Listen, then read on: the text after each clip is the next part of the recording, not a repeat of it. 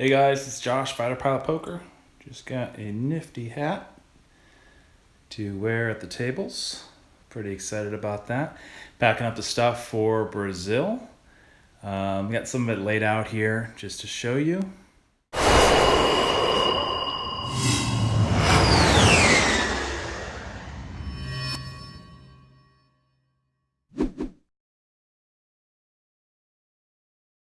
Yeah, so I've got my LAX parking all situated. Editing the motorcycle Pink's trip vlog number 9 right now. We'll get that knocked out, and we'll have to bring all that equipment with us.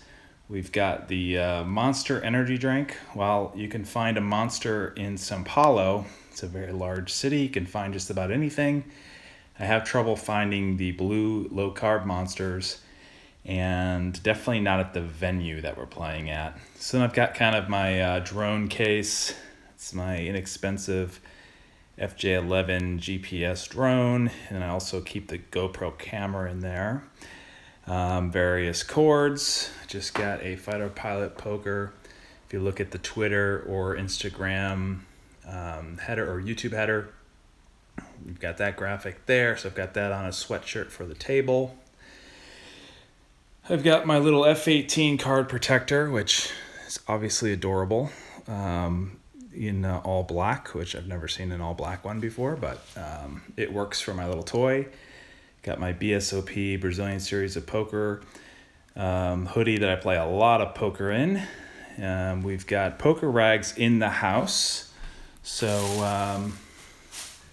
if you hadn't seen before, I'm going to play So Good Tomorrow. After a night, a night of getting kicked in the teeth. Got the standard straddle t-shirt. The softness is really remarkable. You've heard me say that before. Poker rags. I've got some Brazilian reais. 200. Dos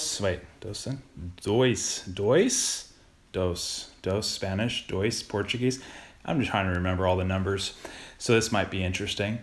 And then my Columbia sort of rainforest walker cargo pants / zip-off shorts that you can make fun of me for, which I would appreciate. But if you're going to be in the tournament venue for 12 or more hours, the temperature cannot be counted on. It's good to have that option if you're hot or cold. Should be getting close to summertime there in Brazil, so that'll be decent weather. Got my Fighter Pilot poker chips. Bring those and do a little bit of advertising there. A little GoPro setup, suction mount. So we can throw that in the Uber for the 32 miles from the airport to hotel. That'll take us about 2 hours, so maybe we'll do some interviewing with that on the windshield. And I think that's about it. So maybe some more clothes, huh? We'll throw that in a suitcase. Then I'll also bring the video editing computer. Obviously lots of cords, extensions, the little adapter for the sort of 220 type volt that they have with the 2 prongs. Yeah, so the little 2-prong adapter, I'll have one of these. So I think I'll bring a power strip because, I got a charged drone controller, not that often, right? Maybe some footage when I get there, or when I go to a new place. GoPro camera, iPhone, this gimbal that I'm holding right now that you can't see, 2 computers, right? So all that sort of adds up. So that's the game plan for logistics. Be an LAX flight out to Dallas. Lose a couple of time zones. I think we'll lose 6 total. So 5. So 3 to the East Coast and 2 more. People are like, hey, how can that be a 12, 13-hour flight from Dallas? That's insane. But you got to, Brazil is 2 time zones east of New York, and also obviously quite a ways south. So anyway, that's the game plan, and we'll talk more tomorrow on the way to LAX. Yeah, so on the flight to Dallas, it took just 4 hours to get here from San Diego with all the LAX BS and the parking BS. some interesting customer service from American Airlines. All right, until next time.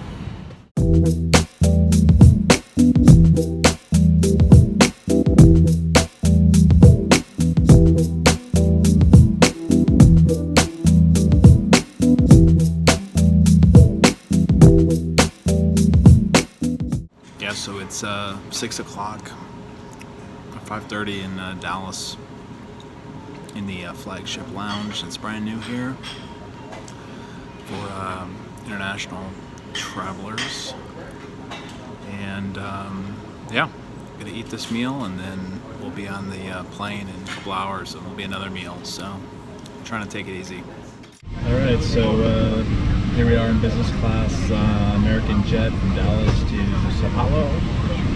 Got my noise canceling headphones. We've got entertainment.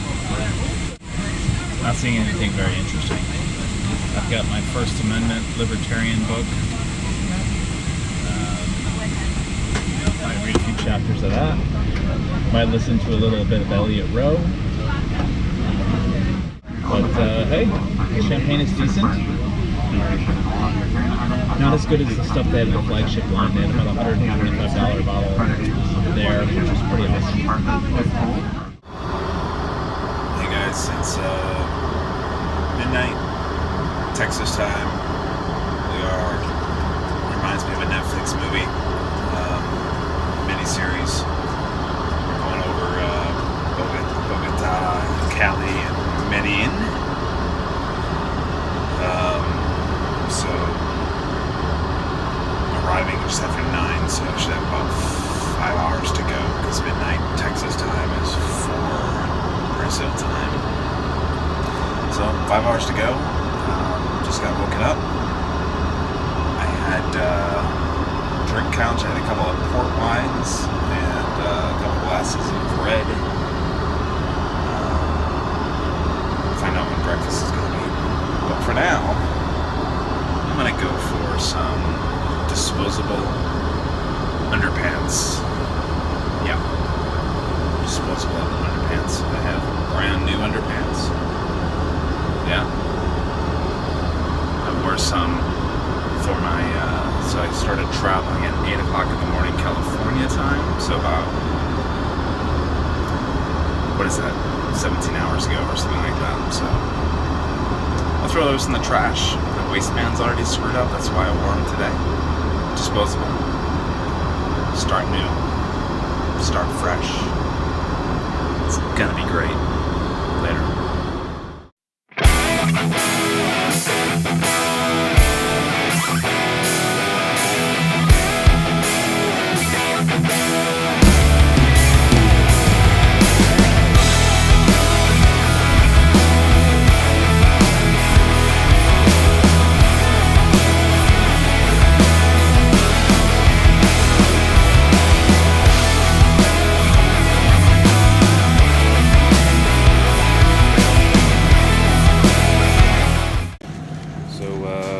To Brazil, waiting for bags, and then looking forward to our sweet 2-hour cab ride, Uber ride. So that'll be fun to get down to the World Trade Center. But been waiting 20 minutes. Hopefully the bag shows up. Otherwise, I'm not going to have any Monster, and that'll be sad.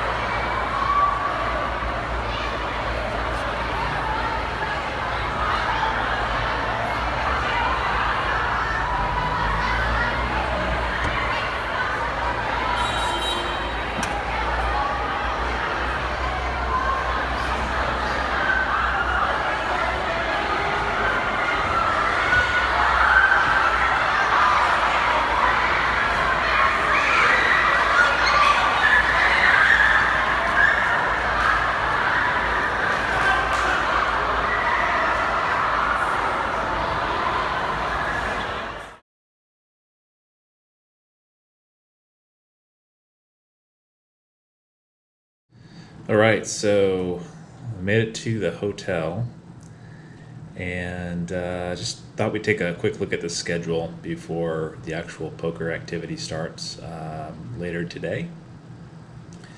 So this is our intro BSOP vlog.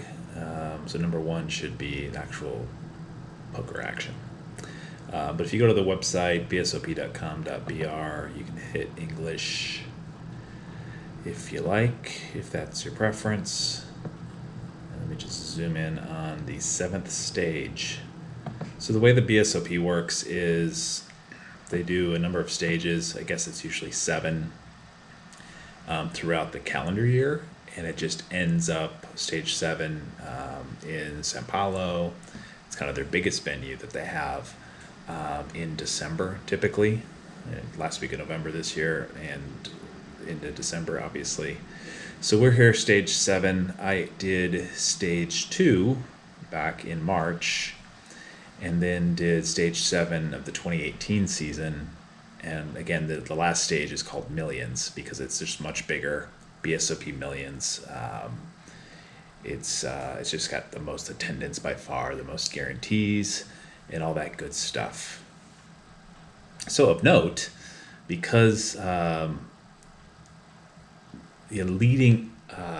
so basically the entire season prior to Millions, the entire season before stage 7, plus the previous Millions, actually gets you different statuses that aren't really that useful unless you get the diamond status. So I kind of played it perfectly because I did the 2018 stage 7 Millions, and I did another stage. Did a lot of buy-ins, played the whole tourney series for both of those. And so the status is how many buy-ins you do basically in dollars or reais, Brazilian currency. So if you go over the amount, you make the diamond status. Why is that useful? Much like the WSOP in Vegas and having your Caesars diamond card or 7 stars or something like that. You get a special line. So not really that big a deal for this tournament, but for the main event, if you're busting out, so the main event's going to be huge, right? It's going to be thousands of entries. The startup event that is going right now is going to be thousands of entries as well, but the main event will also be thousands of entries. And if you happen to bust out of, say, a heads-up tournament or the high rollers tournament, whatever the case may be, and you want to get started at like level 6 or 7 in whatever flight of the main event is going on, there could be a decent size line. So long way of saying, because I played 2 events and played the entire tourney with some bigger buy-in events, I was able to just make the status. So I just discovered that. Happy about it. All right, so here's the schedule. Tuesday, that was a travel day. We'll miss that. So we had the No Limit Hold'em startup. We also had a high rollers, 1-day high rollers, which I would have loved to play. $1,500 buy-in. The exchange rate is about 4-1. So it had a startup in the morning, a startup in the afternoon. That's just a $200 buy-in, but it's going to be thousands of entries. So it's one where if you can get deep there, like say the middle of day 2 or something like that, you've got a shot at some decent prize money. But so for Wednesday, we've got day 1C of the startup and day 1D of the startup. I'm going to be focused on the horse at 3 o'clock in the afternoon. It's I got in around 11, so should allow me to get a nap in, and I don't have to start right on time for that. So that'll work out, and then I can roll right into the day 1D, and that'll go pretty late into the night, probably like 4 a.m. The entire schedule, you can see, starts pretty late. So to figure out what the video editing routine is going to be and all that. But day 2 of the startup, you got a super high rollers. I think we missed that here. Yeah, super high rollers. So that's a 5K US buy-in, 20,000 Brazilian reais. So we'll be skipping that. So day 2 of the startup for Thursday for Thanksgiving, and then the mini millions freeze out, which, as you can see there, is about $600 buy-in. Freeze out, so no re-entries. And then they have some of their fun nighttime turbo bounty games. So knockout means bounty. Those are kind of fun. My first and my second place were both turbos in March. One was Short Deck, and the other was a game called Rivers, where everyone got a different river card. So as a game player, former Magic player, any kind of board games, I like the challenge of something new. The curveball is probably going to affect me, less than anybody that's got the repertoire of game playing and sort of math skills and that sort of thing. So I can always jump into those as necessary. But looking forward, that Mini Millions Day 2 is going to be on Friday, and then that's when the main events start. The Heads Up tournament, I will, unless I'm deep in the Millions Day 2, the Mini Millions Day 2, I'll look to play the No Limit Hold'em Heads Up tournament. I made it to the semifinal the first time I played at Millions last year, and I was 80% to make the money in March, but alas, the 20% card hit, and I got eliminated right before the money. So I like my chances there in the Heads Up. They usually get about 50 or 60 players in that. So it's a lot of fun. If I had a bag in the Mini Millions Day 2, I might just go play the Heads Up with my stack and play. We'll see how I feel. But I like the opportunity to play that. If I'm not in the Mini Millions at all, or I get out early on Day 2, I will definitely jump in the 8-game mix. You'll see there's many, many Day 1s for the main event, so there's really no hurry to jump into it. So I don't plan on playing the main event on Friday. And then it's just going to kind of depend on there. You got the Day 2 of the 8-game mix on Saturday. You've got some other interesting things. You also have a turbo format at night of the main event, and then all of the different Day 1s come together for Day 2. That'll be Day 3 of the Mini Millions, and so on. And then moving into the weekend, this Rivers Turbo, I got second place in the last time I played it. Like I said, everyone gets a different river. It's not a community river, so it's kind of interesting. Kind of changes the strategy of when you jam, that sort of thing. And what else? Then another game of interest is the High Rollers. So that's on Tuesday, December 3rd. So if I happen to come out of the main event on Day 3, or don't make it to Day 3, one of those situations, the High Rollers is definitely an interesting game. 8,000 Brazilian reais. Day 1 is on Tuesday, Day 2 is on Wednesday, and then the plan right now is to fly out on Wednesday. So unless I'm going to final table that High Rollers or make the final table in the main event, just like that, I'll pay the significant tax to change my flight around as required. But just kind of a brief overview, or maybe it wasn't that brief, but of how the week's going to look. And with that, I'll sign off and look to put some bunch of hands together for Day 1 of actual poker play, and see if we can run it up. Sweet.